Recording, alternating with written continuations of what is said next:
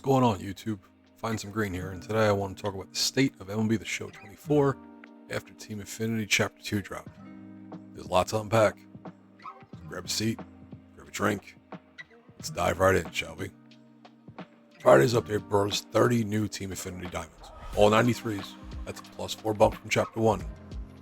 That's about where the good news is going to end for Chapter 2 and Team Affinity. Yes, there are some good cards in here, and I want to say there's probably 6 or 7. Jason Dominguez should be solid. Eddie Matthews is a fan favorite thanks to Kevin. Emmanuel Rodriguez is a nice looking card that fits the Buxton boost. Everyone is going to take Dibble from the NL Central, though Greg Vaughn fits the Buxton boost as well. Torrey fits the Arenado boost, but most people dislike his cards year after year. Vogelbach and Garver from the AL West will fit the Arenado boost. Both guys are heavy power hitters. Then you have Kenley and Drew Jones out of the NL West. Drew Jones also fits the Buxton boost team. Now let's dive into the bad side of Team Affinity Chapter 2. There's one conquest map for all of TA Chapter 2. Yes, that's right, one map. And that requires you to play 15 games. Now, if completing this map one time gave you, say, 20k towards Team Affinity across all the divisions, that'd be one thing. Instead, you get 8,400 because you get to earn 3 vouchers. That's right. Yep, you heard it right. 8,400. 8,400 for 5 games more and 51,600 TA points less than you would have received in TA Chapter 1. Because in TA Chapter 1, you got 30,000 for 2 divisions when completing one conquest map. 30,000 for each division, just so I make sure we're perfectly clear here. I really don't know who's running the show over at SDS anymore, but their ass needs to get shit canned. Showdown counting for 20k across all divisions is nice, but it is extreme, and you'll have to play on Hall of Fame starting in, I believe, round 3. Getting back to Conquest, though, this is a major slap in the face for the offline grinders. Yes, it's repeatable, but come on, don't spit in our eye and tell us that it's raining. It's complete and utter bullshit. The meeting that took place at SDS this past year when they were planning out this game was simple. You guys need more player engagement, and you need to make more money. Having those 6 choice packs in Team Affinity today wasn't a gift, and shame on any of you that might think that it is. Those 6 choice packs were put in there for one purpose. That purpose was to deflate the market and pull stubs out. Mission accomplished, you greedy assholes. Yes, you got 6 new cards, but what did it cost you? Paul Skeens is worth 52,000 stubs this morning when the day started. He's worth 17,000 now. So that's 35,000 out for everybody that had it. And yes, you're not required to sell, I understand that. But if you decided to sell because you wanted to put those stubs towards, I don't know, the 100,000+ Edward Cabrera or the Nicholas Castellanos, or maybe you just wanted to piss it away on a pack, they've now taken that ability away from you. Jackson Holiday was worth 39,000 this morning. He's now worth 16. Spencer Jones is worth 15,000. He's now worth 3. Am I using Spencer Jones right now? No. He was great for the first week. It was fun for the first week. The first week of this game was fantastic. Everybody thought it was going to be a great year. Gameplay seemed pretty good, even though they've managed to fuck that up since. And then you realize that basically any good card is going to be hidden behind a pack. Because every program, the best cards come in the pack, which you can't earn in the program. Okay? But again, now if I wanted to sell Spencer Jones, he was worth 15. I would have gotten 1350. 1350 is not a lot, but it was something. Okay, 3,000 is, he's just going to stay in my binder. I'm going to add him to my collection. I don't understand what the point is. I might turn around and buy a couple more at 3,000 a pop in hopes that maybe he turns up, and then possibly you can make some stubs, because God knows they are choking us with fucking stubs this year. Making stubs is not fun. And I've hit stub caps multiple years at this point. I think in the show 22, I had 5,000, and then I had 5 million stubs sitting there, and I want to say I had about 140 buy orders for Trout at like 100,000 a piece. Forgive me, it's been 2 years. But even last year, I still had a bunch of stubs left over. I had every card that I wanted and stubs left over. And I don't need to have every single card, and I don't need to have a surplus of stubs at the end of the game. But we're still in the first month. The actual launch date we haven't even reached yet. We haven't even reached the early release launch. And they're bending us over a barrel multiple times a week. Like, it's multiple times a week. It's not like, this pack is, wow, I can't believe they did that. No, they literally drop a pack on Monday. They drop a pack on Friday. They drop another pack on Monday. They drop another pack on Friday. It doesn't matter if it's Monday or Friday. At any given time, not including the vault pack or the show packs, okay, or the free packs, which, yay, free packs. I'm so glad you gave us free packs so you could screw us on all the other packs. You literally, I shit you not, you can go do the math, as long as, at least for today anyway. Okay, you could buy 3 show classic packs. It's going to cost you $120,000. You could buy 5 season 1 drop 3 packs. It's going to cost you another $150,000, right? So 120 and 150 is $270,000. You then come over and buy your headliner pack, the choice pack one. You could buy all 3 of those for another $105,000. So now you're up to $375,000, and that doesn't include the $37,000 plus that you can buy for the fake headliner silver packs. So you literally on Monday and on Friday can drop 400,000 stubs on packs. I mean, it's literally the Madden model. I don't know who they stole from them or hired or snuck in the back door, or if Madden's like, holy crap, I can't believe how SDS makes this look better every year. Let's go screw everything they put together, and we're going to sneak in there and rewrite what they're going to do with their game. Which obviously I know didn't happen. But this is my point. I don't understand what we're playing anymore. Okay? I don't get it.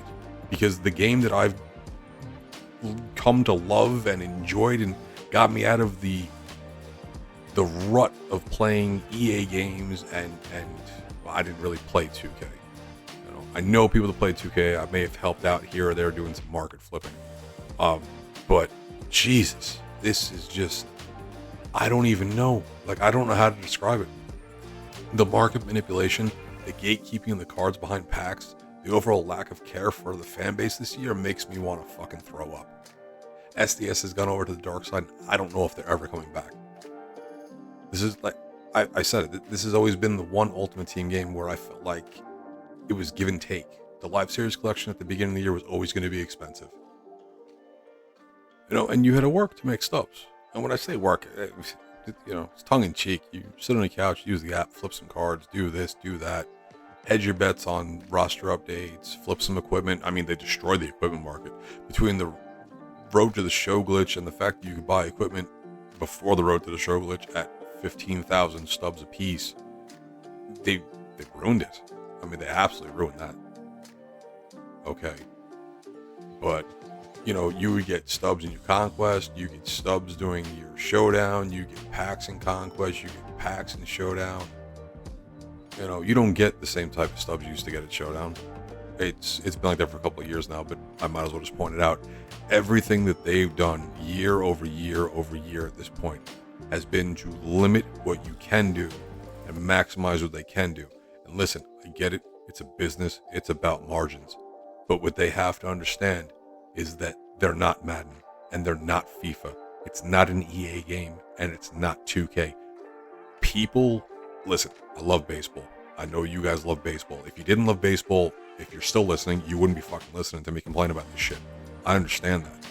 Okay? And I get that. But my thing is this. They don't have the following that those games have. Because baseball, unfortunately, as I grew up as a kid loving it and watching, McGuire and Sosa's home run race and the Yankees dominate the late 90s and the early 2000s. And when I say early 2000s, it's really 2000 and the back end of 2000 because, yeah, they made a couple World Series, but damn it just didn't work out. The game's dying. Baseball's dying. Baseball's boring. Now, it's not really boring, but to general population people, baseball's boring. It's not hockey, okay? It's not football. The season's long. Most of the games don't mean a damn thing. Me personally, at this point, I don't really start watching till the All-Star break. I don't. Like, the All-Star break's fun. The Home Run Derby's, well, fun-ish, I guess, if you want to say something. It's not what it used to be. And then you check the trade deadline, and then August comes around, and then the magic numbers start to pop up for who's actually, how many more wins or how many more teams need to lose for them to make playoffs. And then September's here, and you get your call-ups, and you get to see the new kids play a little bit, and then it's playoff time, and that makes sense, but they are grossly overestimating the shit they're able to get away with. And unfortunately, I don't really know where this is going to go. I don't think they know where this is going to go. I think this is like trial and error, and let's see how much we can piss off the fan base before they run out the door. Quick edit here for you guys as I'm speaking about pissing off the fan base and seeing what they can get away with. As I'm sitting here and I'm talking about this, I realized looking in the shop at that vault pack that Randy Johnson is available. And so is Artie Banks, and so is Joe Mauer, and so is Eric Gagne. Which means that anybody who was buying the World Series or the BR Awards and holding them in hopes that their value was going to go up because there's no rewind pack also got screwed. These people suck. I don't have another word for it. I really don't. Like, they are just intentionally cutting out every single piece of fat for you to try to make any type of stubs with. It's gross. Unfortunately, I think they fail to take into consideration that they lost us last year by July. Like, people really didn't play after July. The game was just so bleh. It was grind 97, pay 99. This year it's grind 91, pay 93. Grind 94 or grind 93, pay 95. Then it'll be grind 97, pay 99. It's the same damn thing. It hasn't changed. The fact of the matter is the whole thing reeks of an EA money model. I've been playing Diamond Dynasty since the Year of the Immortals, and I could say this might be the worst I've ever seen it. I'm not going to say they lied to us, because in order for them to have lied to us, they would have given us information, which they really didn't give any. We got some shitty-ass, pre-launch night or pre-early release launch night stream where they showed a whole bunch of flashy cards. And what I will say is that everyone should think long and hard about buying the game again. And it's only going to get worse as the year goes on. Every program sucks. Again, the best cards for each program are locked behind a pack, and it's not in the program. Again, that goes back to market manipulation.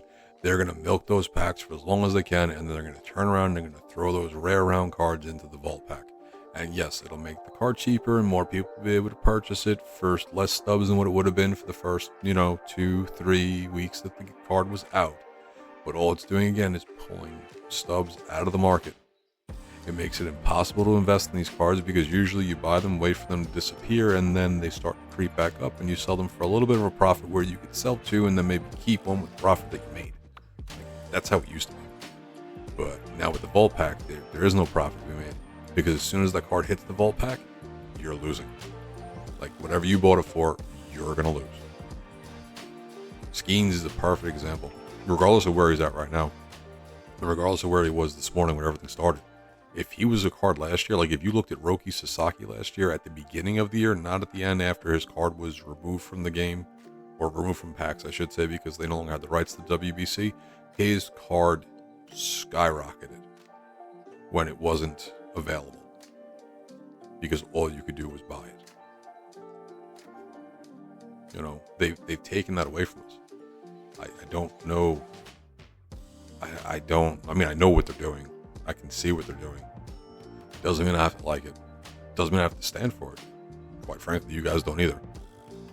The game has turned into a giant cash grab. There's no other way to word it. SDS has changed. SDS's philosophy has changed. And they've now decided that it's time to turn their back on the player base. I apologize for the rant, but if I'm honest, I'm not sorry. This needs to be said. It needs to be seen by as many people as possible. It needs to be on Twitter or X or whatever you want to call it nowadays. It needs to be on the forums. SDS needs to be called out. They need to understand that they don't have the fan base that Madden, FIFA, and 2K have. They can't alienate the community. They took our trust and are giving them the benefit of the doubt without really explaining how content was going to work this year, and they shit on it. On the stream before early release, they said the TA challenges are going to vary to keep it fresh. Fuck off. Fuck off. I know I'm a nobody YouTuber, and I'm not even great at the game. Hell, good on some days is a stretch. But you have taken something that I look forward to doing to unwind, to hang out with my friends, play some co-op, and to make a video here and there. And you turned it into a job that has me missing work. You guys fucked up. You lost the player base in July last year. Wait and see how fast everyone's going to run when Season 2 comes out. You tell everyone that they're going to be back to using gold cards, and the wild card slots are going to be locked behind a 500k XP on the reward path with your shitty XP cap. If you think X is bad now, and if you think the Twitch stream is bad now, which, by the way, there was no Twitch stream for Team Affinity Chapter 2. Shocking, right? If you think the forum's bad, you wait and see. Even the always apologetic fanboys are getting fed up with your bullshit nowadays. MLB The Pack 24 is unfortunately a real thing, and rebranding is definitely in full swing.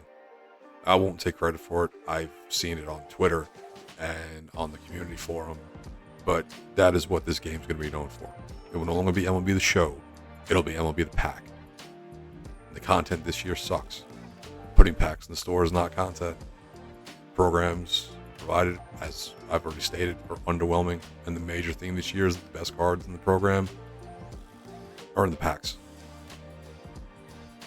I understand this is a rambling rant, and I may have even repeated a thing or two. And yes, obviously my tone is annoyed, and I'm frustrated, and I'm disappointed. Unfortunately, I don't know what else to say. It sucks. We get to sit back and watch them ruin the game this year. And I'm not even getting into the gameplay, or the glitches, or the servers, or the account wiping, or any of the other QC fails that they've managed to hit us with within the first month of the game.